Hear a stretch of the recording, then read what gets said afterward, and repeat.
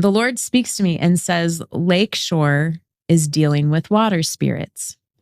Now, let me first kind of lay a foundation for the water kingdom biblically, because the Bible talks about three realms. It talks about the earth, the waters, and the heavenlies. And we see this in Exodus. This is 20 verse 4. It says, you shall not make for yourself an idol or any likeness of what is in heaven above or on the earth beneath or in the water under the earth. Okay, so that speaks of the three realms. So once we begin understanding that there's a water kingdom, listen now to Ezekiel 26:16. Then all the princes of the sea will come down from their thrones, lay aside their robes, and take off their embroidered garments. They will clothe themselves with trembling. They will sit on the ground, tremble every moment, and be astonished at you.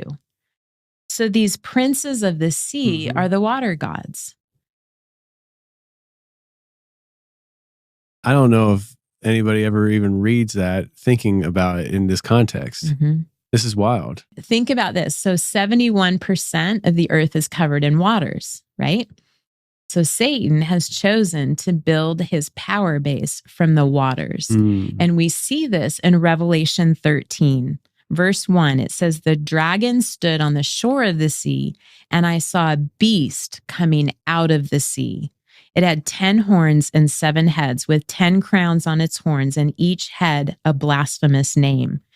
So the water kingdom is mighty, but most Christians are completely unaware of it. I was doing spiritual mapping for 25 years, and I was unaware of it. Well, the Lord showed me as I was preparing for this ministry trip, oftentimes in scripture where it uses the phrase mighty waters or many waters, that's actually referencing the water kingdom. And we see this in Psalm 29:3. It says, the voice of the Lord is over the waters. The God of glory thunders. The Lord thunders over the mighty waters. So remember, this is the passage I was studying when that massive storm with the tornado, the water spout came in. Well, what he was teaching me, first of all, is the first mention of waters, the Lord's voice is over the waters. That talks about the waters that cover the earth.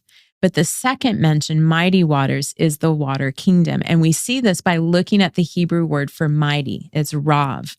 And it means abundant, great, strong. It means captain, chief, and prince.